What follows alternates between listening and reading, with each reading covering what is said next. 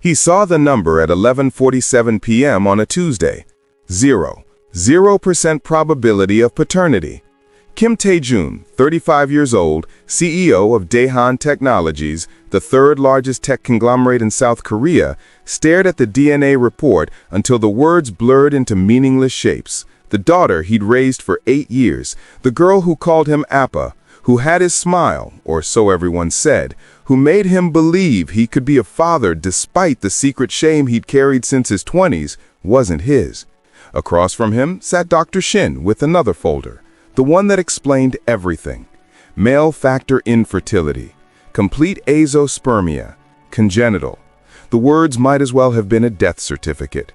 You've been sterile your entire adult life, Mr. Kim. The affair your partner had wasn't just betrayal, it was biology.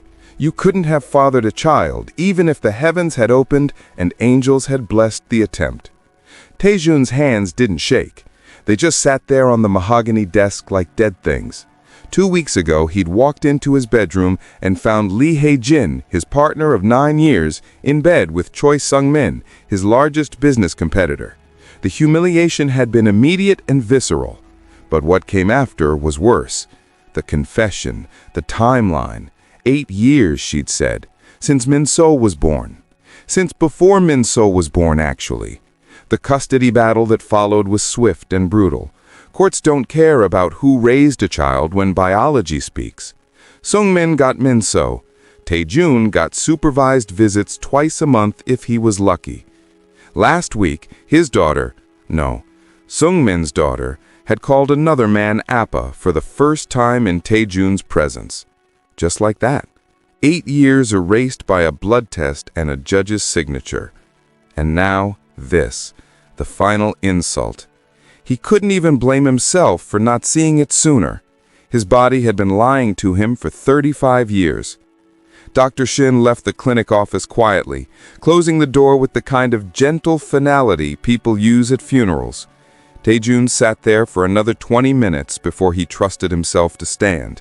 He drove home to his Gangnam penthouse in silence, parked in the private garage, and took the elevator up 43 floors without looking at his reflection in the mirrored walls. He didn't want to see the face of a man who wasn't really a man at all. 2 floors below Tae-jun's private study, in a small room off the service wing, Mama Ada Anako Nwankwo was praying.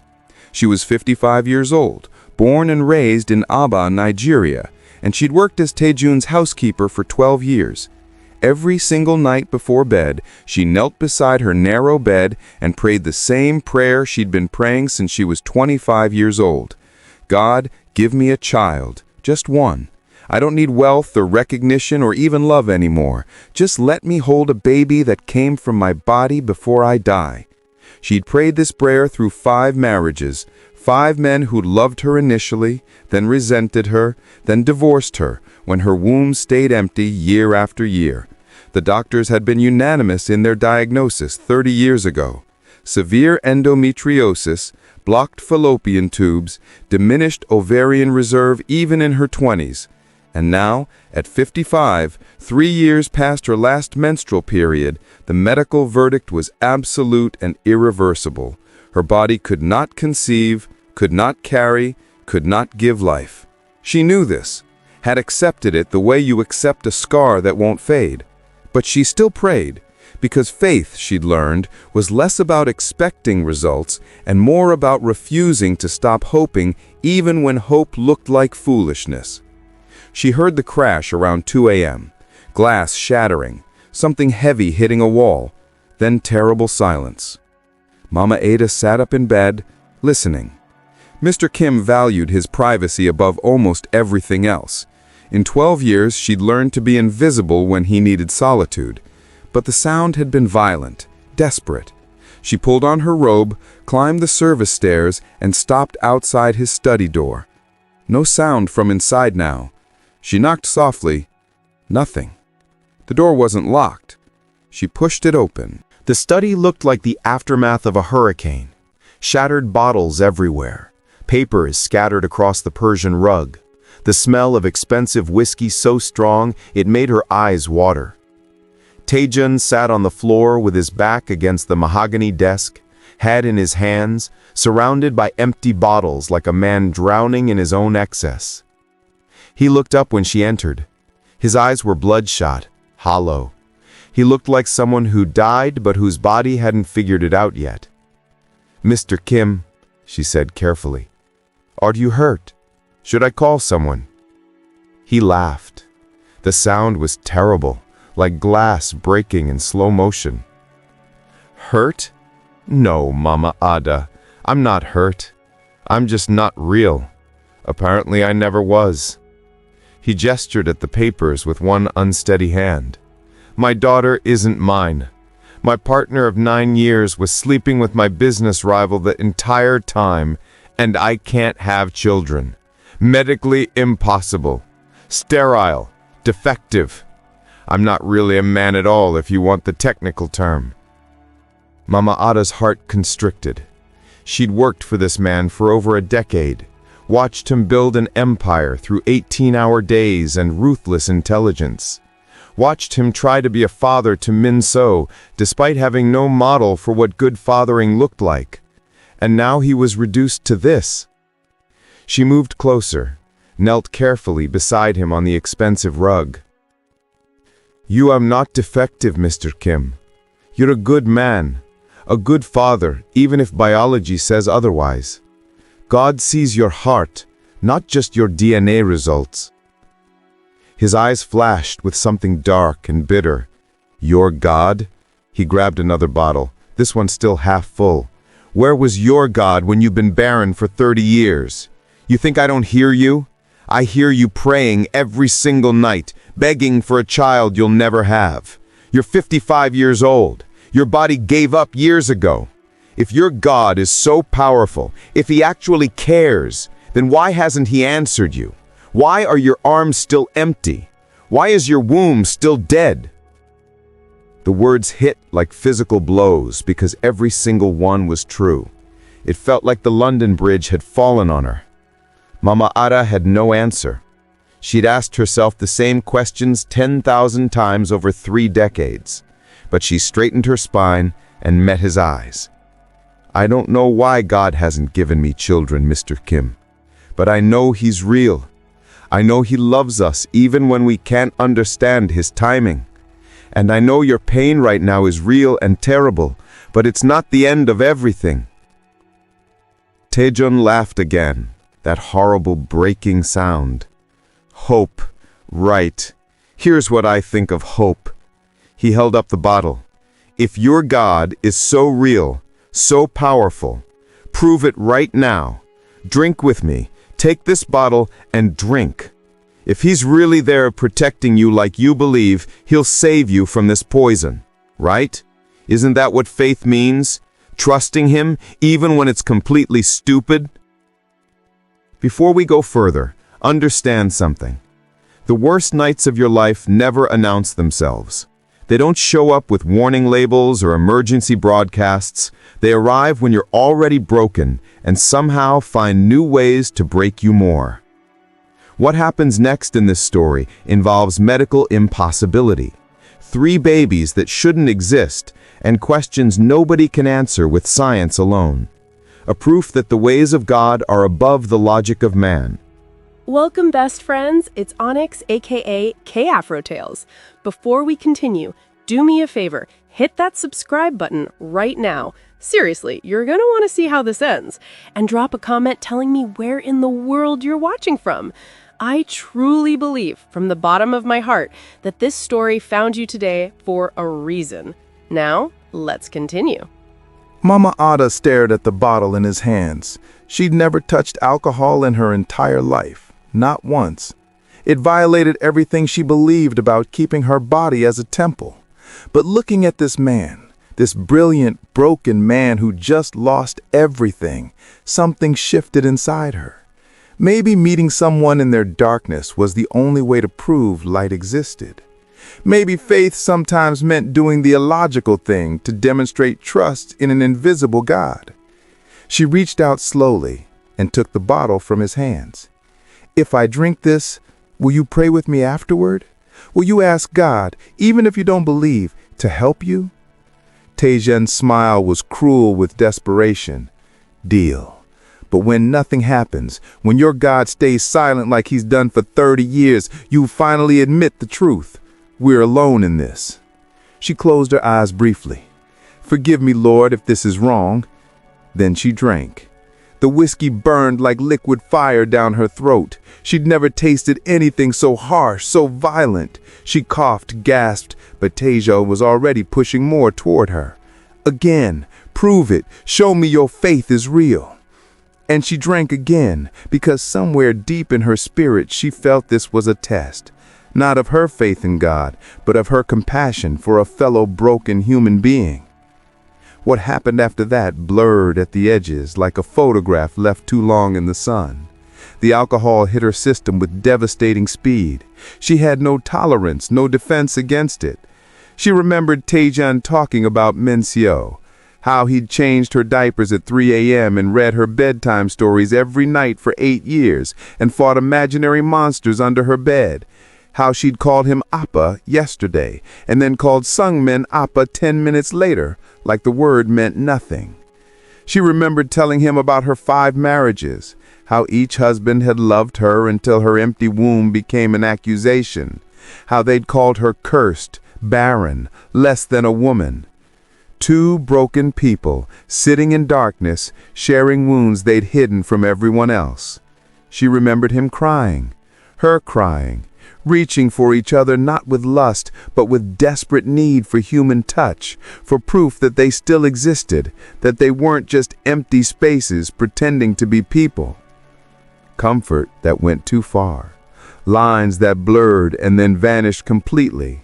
She remembered fragments, his hands, her response, the shocking realization that her body still worked, still felt, still responded after decades of mechanical duty with husbands who resented her. For one blurred, impossible moment, she felt whole instead of broken, desired instead of pitied, satisfied in ways she'd forgotten were possible for a human body to experience. She woke up in her own bed at dawn, alone, fully clothed but disheveled. Her head pounded like someone was driving nails through her skull, but worse than the physical pain was the memory returning in jagged pieces. What have I done? She was 55 years old, a woman of God, a woman who'd kept herself pure through 5 marriages because her faith was all she had left. And in one drunken night, she'd thrown it all away. With her employer, a man young enough to be her son, a man she was supposed to serve with integrity and professionalism. But underneath the crushing shame was something worse, something she couldn't name and couldn't escape. Satisfaction. Deep, cellular, undeniable satisfaction that her body hadn't experienced in 30 years of trying. Maybe ever. She had felt alive last night. She had felt wanted, needed, and whole, and she hated herself for remembering it. Hated that even as she knelt beside her bed and prayed for forgiveness, part of her wanted to remember the way he'd looked at her in that moment, not as a servant, but as a woman. The way her body had responded, not as broken, but as capable of giving and receiving pleasure. For one night, just one impossible night, she hadn't been the barren woman everyone pitied. She had been desired. The guilt was overwhelming. The satisfaction was undeniable. The 2 emotions existed side by side, tearing her apart. She spent the morning cleaning his study, removing every trace of the night before. He was already gone, left early for emergency meetings, his assistant said when she called the office. Did he remember? Did he regret it? She couldn't face him, could barely face herself. She prayed for hours. God, forgive me. I broke every vow I ever made to you. I let my compassion become sin. Wash me clean. Make me forget. But her body wouldn't let her forget. The satisfaction lingered like an echo in her bones. 6 weeks passed like a slow death. She and Taejeon moved through the penthouse like ghosts, occupying the same space but existing in different dimensions. He threw himself into his business war with Sungmin, rarely home, rarely sleeping. She buried herself in work and prayer and church services, trying to scrub away the memory of that night. But her body was changing in ways she couldn't ignore. Week 2 brought nausea every morning. Week 3, exhaustion so profound she could barely stand by noon. Week 4, her breasts became tender and swollen. Week 5, she missed her period, but that meant nothing. She'd been menopausal for 3 years. Week 6, she couldn't lie to herself anymore. She went to a private clinic in Itaewon, far from anyone who knew Taejun. Just a routine checkup, she told the young doctor. I've been feeling ill. The doctor ran standard tests and called her back an hour later with an expression of complete bewilderment. Mrs. Nwanko, I've run these tests 3 times because I didn't believe the results. You're pregnant, approximately 6 weeks along. The room tilted. Impossible. I'm 55 years old. I haven't had a period in 3 years. I've been trying to conceive for 30 years. This cannot be real. The doctor pulled up an ultrasound image on her computer screen. It's real. And there's something else you need to know. You're not carrying 1 baby. You're carrying 3. Triplets. All with strong heartbeats, all developing normally despite your age and medical history. Mama Ada stared at the screen. 3 tiny shapes, 3 separate heartbeats flickering on the monitor.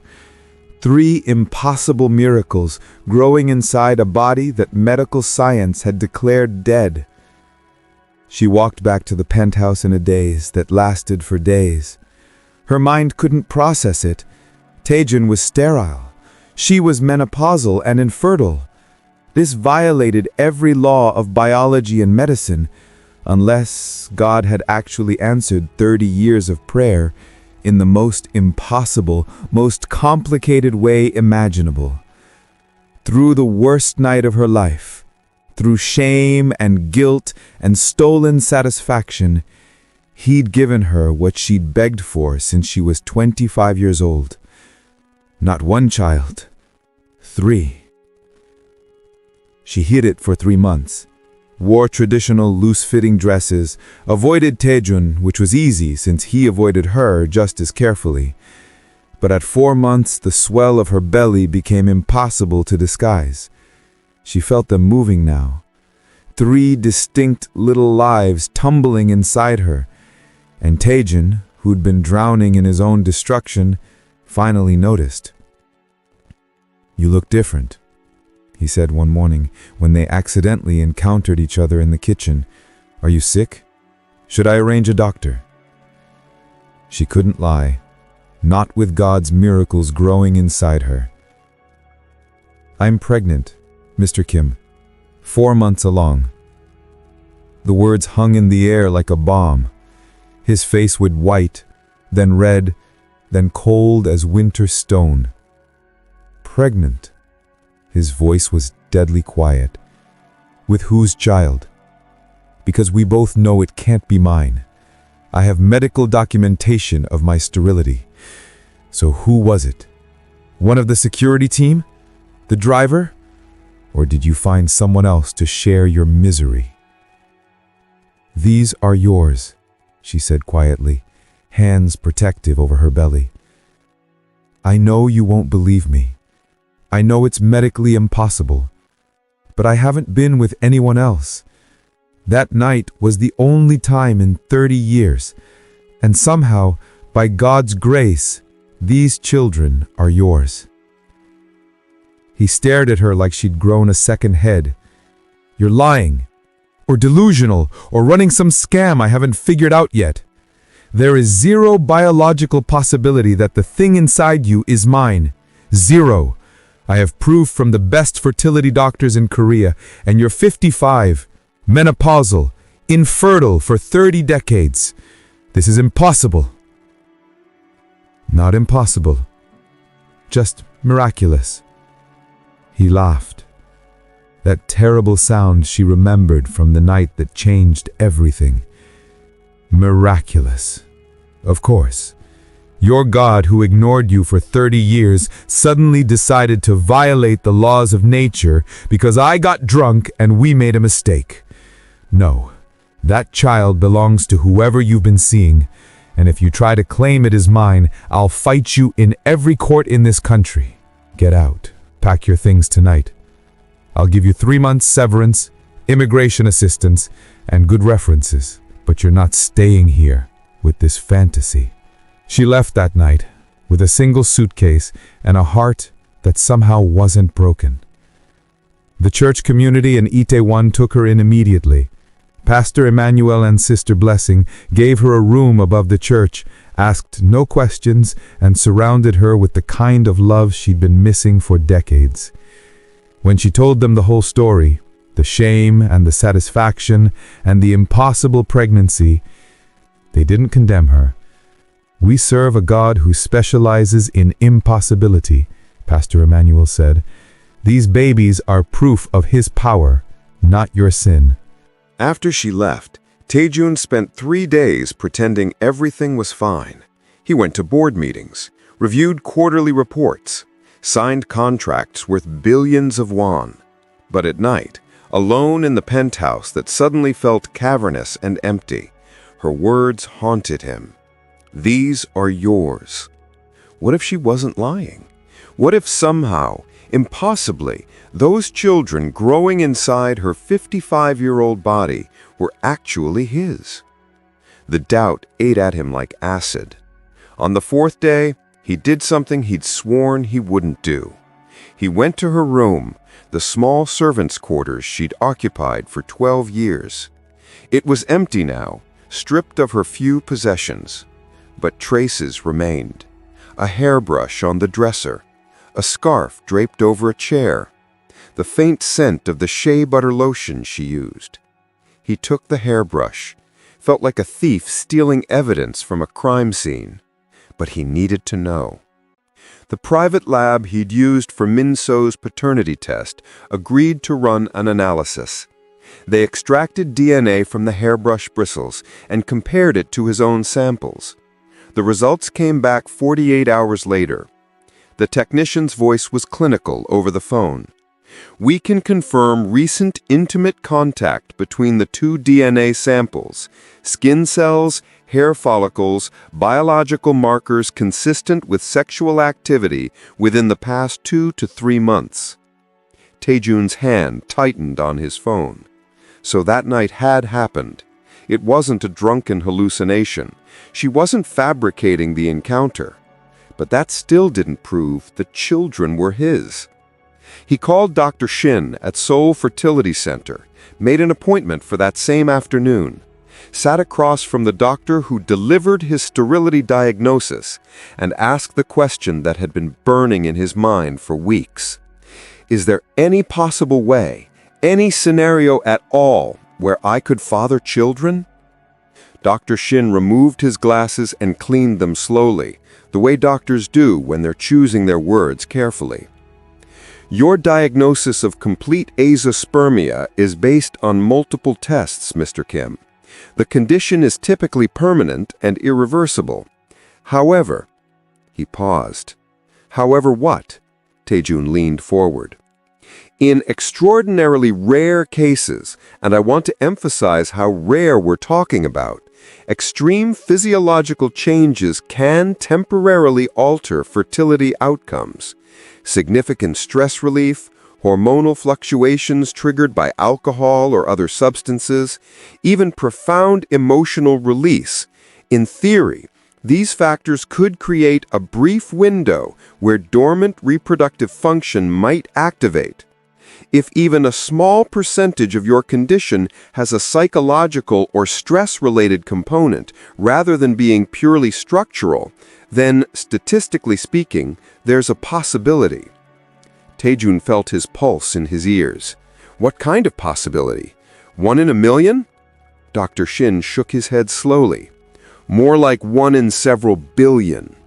But theoretically, not impossible. 1 in several billion. Taejun had built a tech empire by betting on impossible odds, by seeing opportunities where others saw dead ends. He'd turned a failing startup into a conglomerate by believing that impossible just meant no one had figured it out yet. The words haunted him. Not impossible. Just unbelievably unlikely. But Mama Ada believed she'd staked her entire integrity, her reputation, her livelihood on the claim that those children were his, and she'd never lied to him in 12 years, not once. He hired 3 different private investigation firms, told each one the same thing. Find Adana Nwankwo, Nigerian woman, 55 years old, former housekeeper, pregnant, possibly staying with church communities in Seoul. Don't approach her, just locate her and report back. It took the investigators 2 weeks. She'd gone to ground in the Nigerian expatriate community in Itaewon, which was tight-knit and protective of its own. But money and persistence eventually produced results.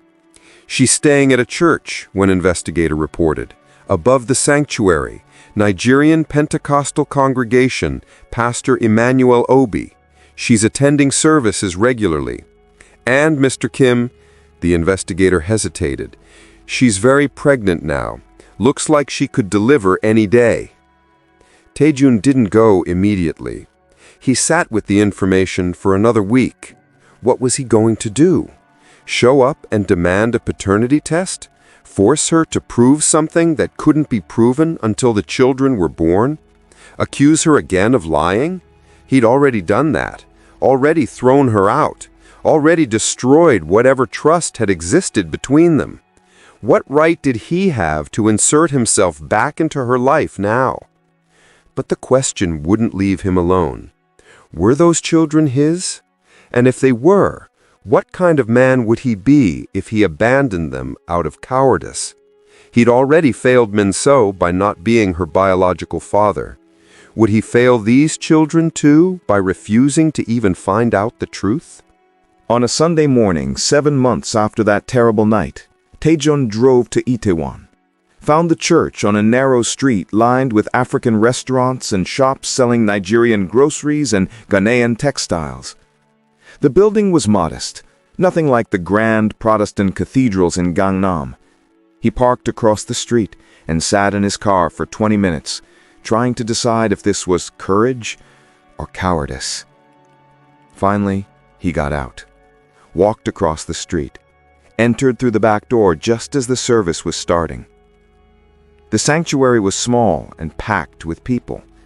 The energy was different from any church service he'd ever attended, which admittedly wasn't many.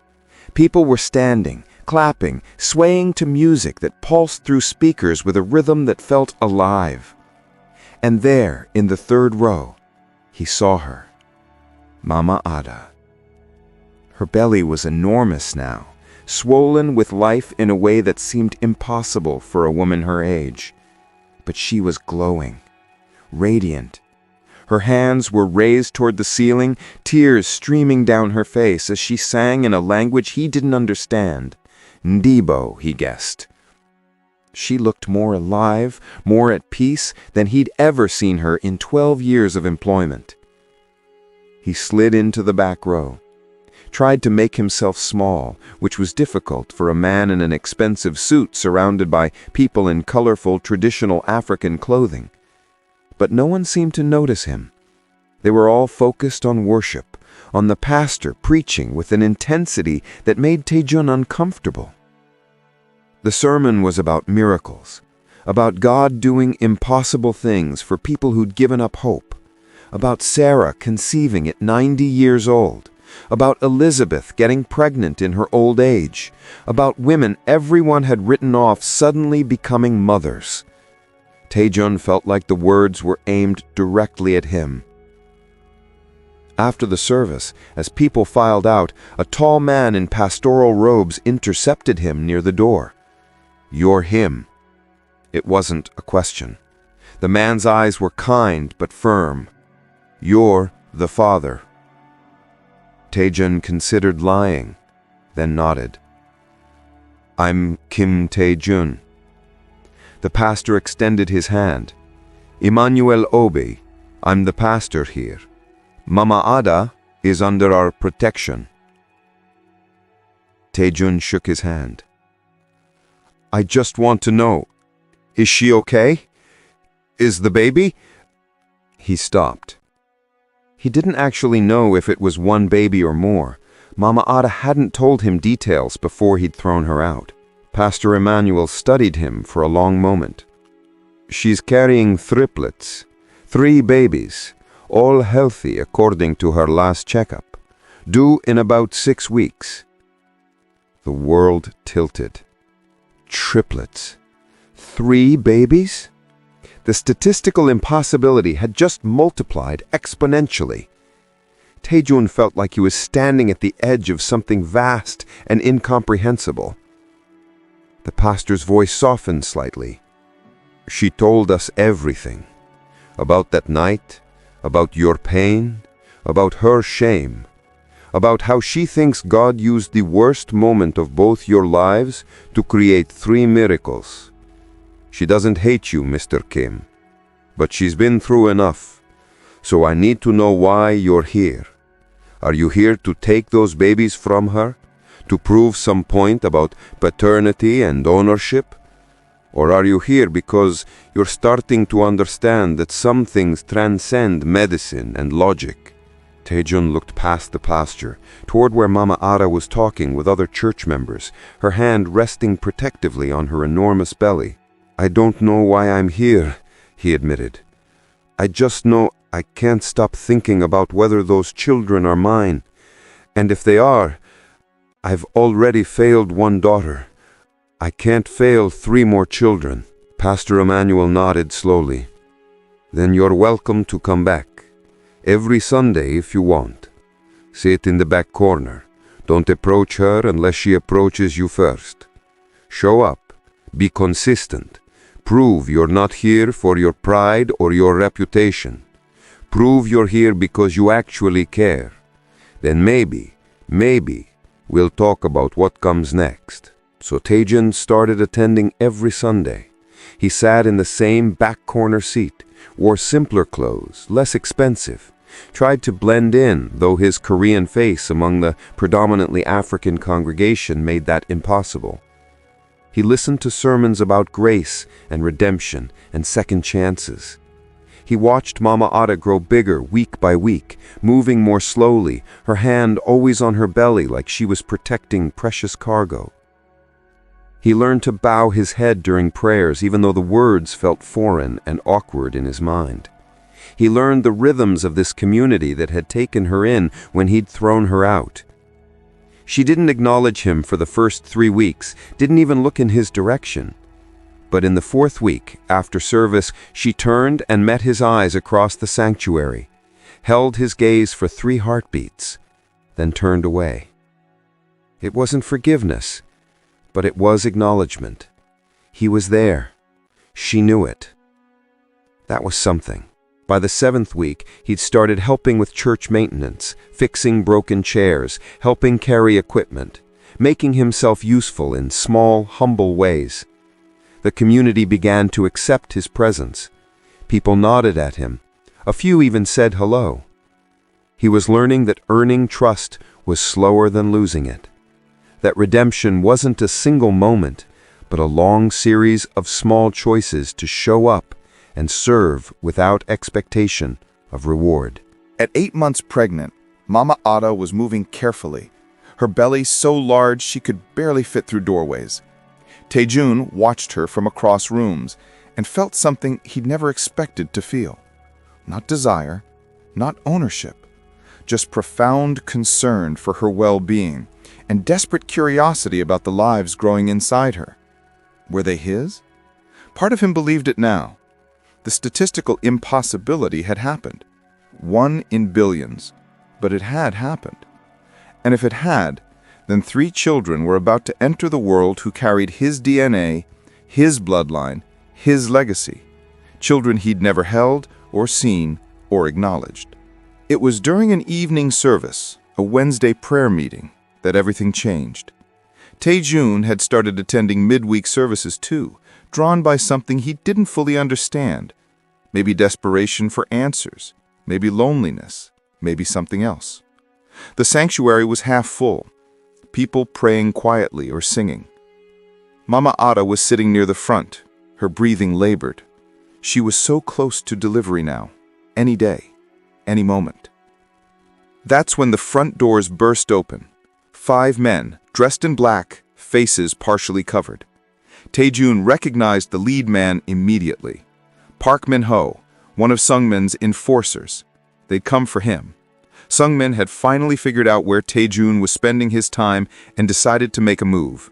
The business war that had been simmering for months was about to turn violent. And these men weren't just here for Taejun.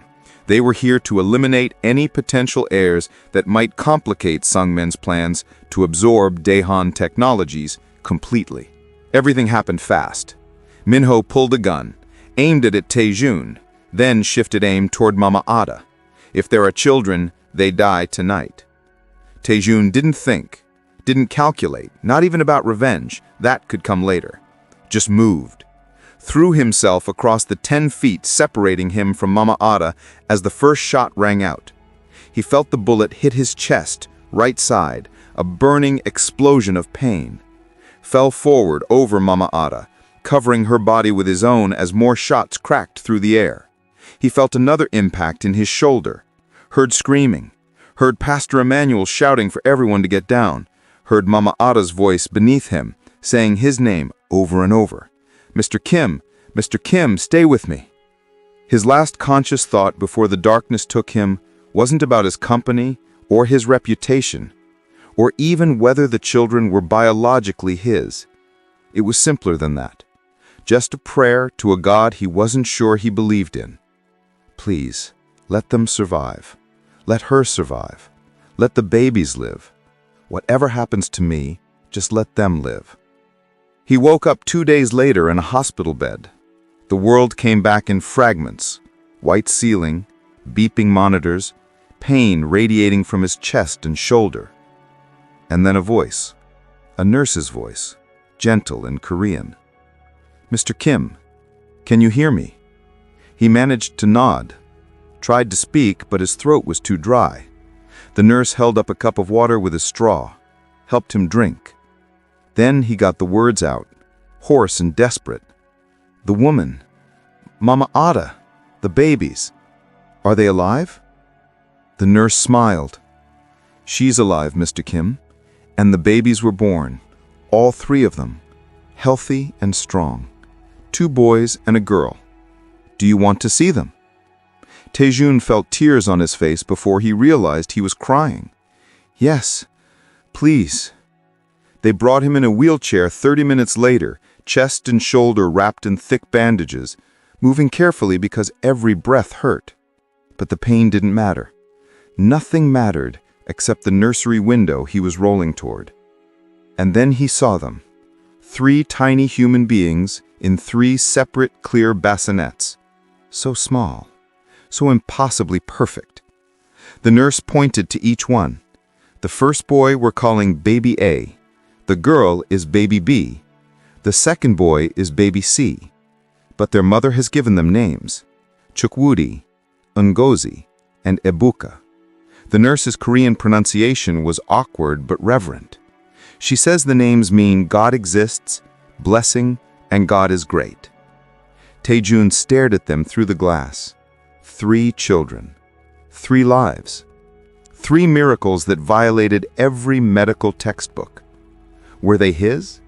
He still didn't know for certain, not until DNA tests could be run. But looking at them, he felt something shift in his chest that had nothing to do with the bullet wound. It didn't matter if they shared his DNA. They existed because of a terrible night that had somehow produced life. They existed because Mama Ada had carried them for 9 months, despite mockery and abandonment. They existed because God or fate or statistical impossibility had decided 1 in billions was good enough odds, and he'd thrown himself over them before they were even born, had taken bullets meant for them.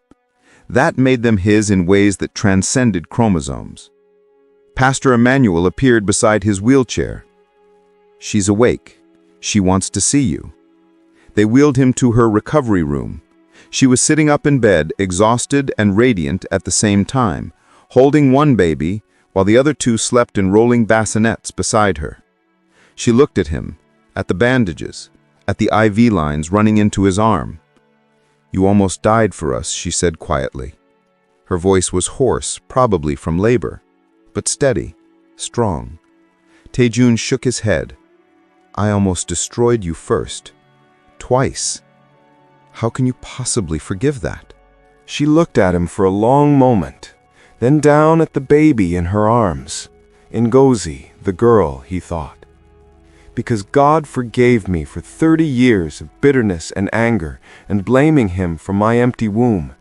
Because grace isn't something we earn, Mr. Kim. It's something we receive, even when we don't deserve it. Because these children need their father.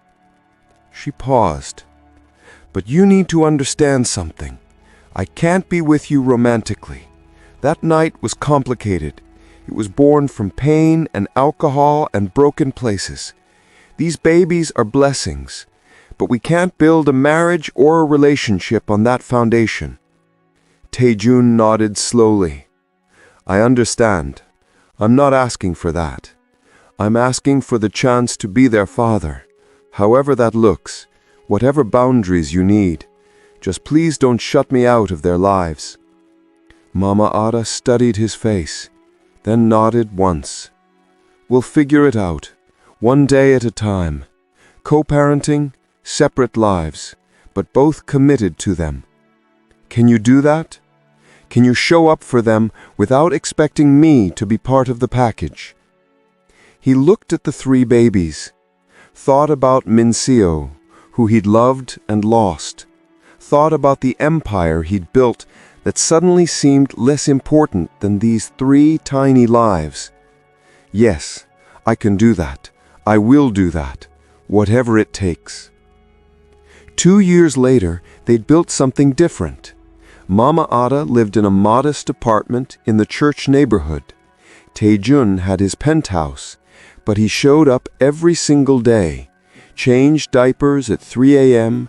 and read bedtime stories and fought imaginary monsters under beds, paid every expense without question, attended church every Sunday and learned to pray with increasing sincerity.